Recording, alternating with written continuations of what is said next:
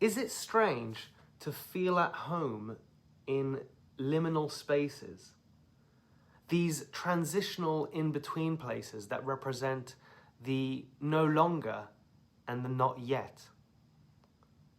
So for example, the airports, where you're neither home or away.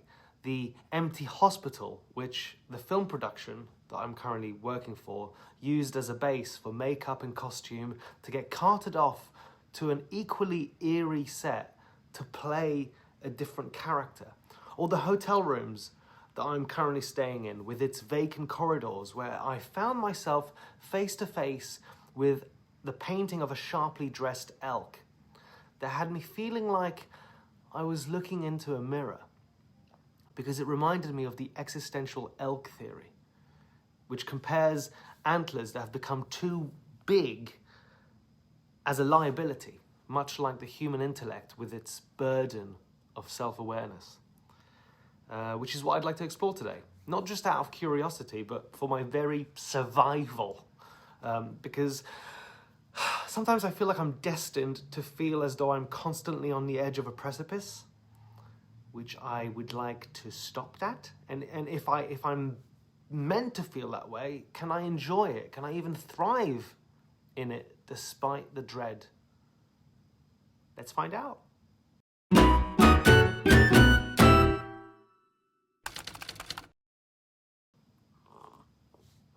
So, evolution is optimized for reproduction, right? And the elk with the strongest antlers would be able to compete for mates, defend its territory, all the good stuff.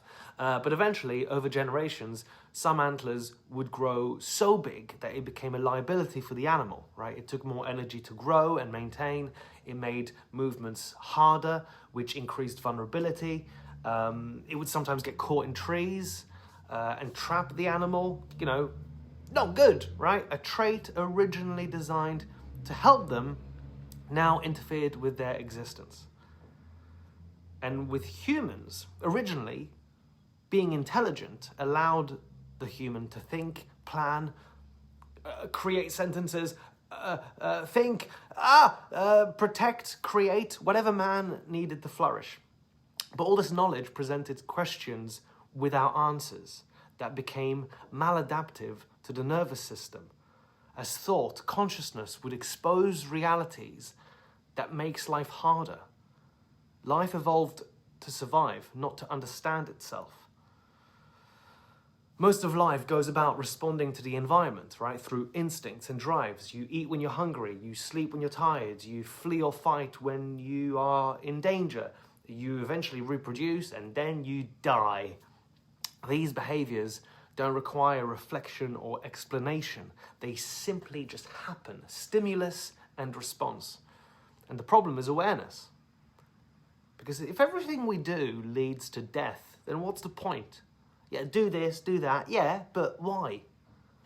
Best case scenario, you do something that is so great, be it good or bad, that your name is written in the history books. Yeah, okay, but who cares? In the eternal, who cares? And nature shows us there's no justice, no morality. It's just an endless Sisyphean stream of problems, and then you die under the boulder that you pushed up the hill. What's the point of it all? As Albert Camus once said, should I kill myself or have a cup of coffee? Cheers. Acknowledging the absurdity of a life that demands these arbitrary actions to keep care of a decaying body, which evolutionarily rewards us with chemicals to continue pushing us in a forward momentum of meaninglessness. Sorry, I didn't think this video would be so grim. Where was I? What was I talking about? Antlers. Yeah, these antlers, they would become too heavy, right? Maladaptive to the nervous system, as the software running it is destabilized and existence becomes biologically excessive. This is how I felt for a long time. Not just mentally perturbed, but physically exhausted. I want to live! I want to live. I really want to live. But it can be difficult or impossible to forget what cannot be unseen. Survival for the human is optimized with other people, but it's hard to keep anyone close to you when your antlers get snagged in their eyes. So how do we survive this? So either you put blinders up, right? You block certain thoughts by casting them to the edge of your attention, and you selectively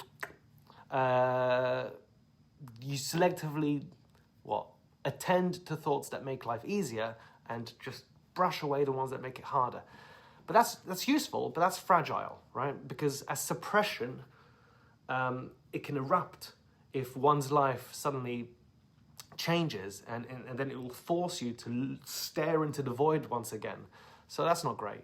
You can anchor yourself onto something tangible, something that fastens your sense of reality to what feels solid, unquestionable, choosing something that ultimately grounds you and stops inquiry, because this thing that you believe in becomes undeniable.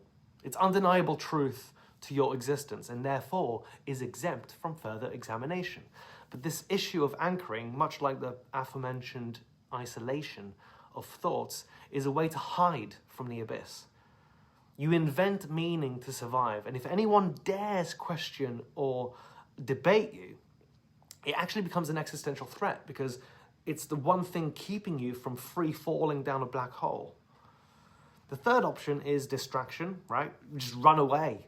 You just keep moving with tasks and stimulation, which sort of postpones questions and avoids self-implosion because there's no time to give it thought. The fourth option is sublimation.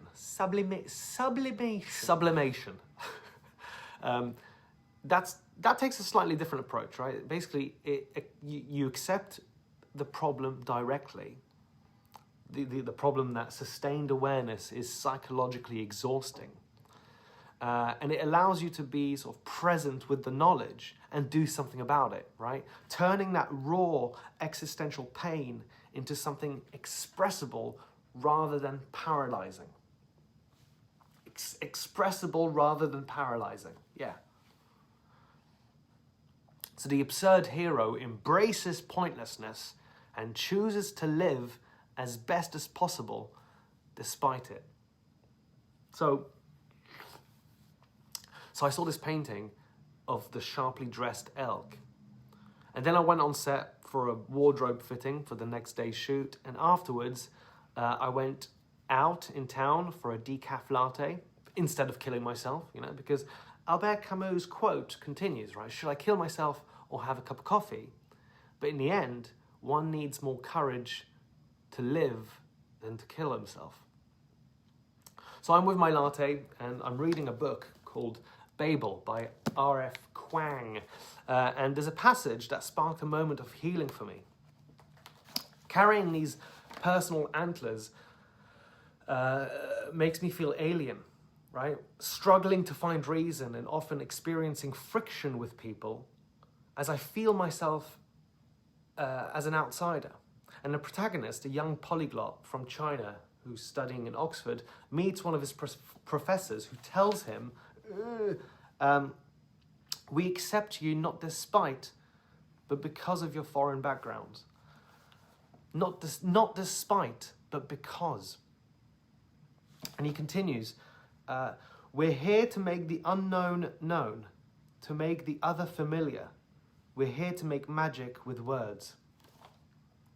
And this not only resonated with the hero of the story, but it also touched me. He says, if he felt like a thrum of excitement at the thought that perhaps his unbelonging did not doom him to existing forever on the margins, that perhaps instead it made him special. This whole time, I had cast myself as a recluse, right, as an antivason.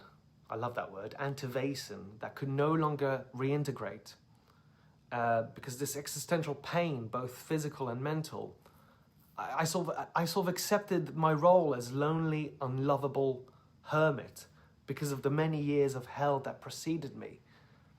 But perhaps I can continue not despite, but because.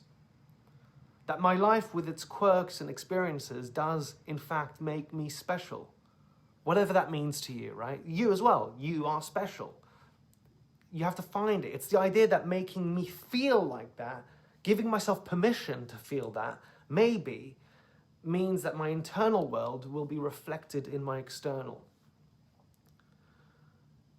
I felt alive once. I remember being around people and I wouldn't lurk on the edges. I was fun, believe it or not. I had charm. I had humor. I used to be the life of the party. I was the comedian. I was the storyteller at parties that people would gravitate to because of all the mad stories that I've lived through. I forgot the confidence that I had, the joy, the jokes. And here I am today in a Canadian province whose motto is Je me souviens. Je me souviens. I remember. Or I remember me. Which is apt for a survivor of amnesia. From someone who went skinny dipping down the River Leith. Or Lethe. Lethe? Lethe? Lethe. Lethe. I don't know. Sometimes it feels like things happen with divine timing. Right? Destiny, fate. I don't actually know. Perhaps it's all chaos, right? Unconscious, unpredictable, with occasional windows of order weaved into its complex mathematics. Perhaps it is a conscious God orchestrating it all, the highs and the lows, for we need bass and treble clef to create beautiful harmonies. Maybe we need to forget so we can play the game of remembering. Whatever it is time for me to change my story, to get out of this liminal space that I find myself so often in, because I not only want to survive, but I want to thrive. And I'll do so not despite, but because. I really like that sentence. Not despite, but because. Anyway, best of luck with your journey. Yeah, thanks for watching. See you later.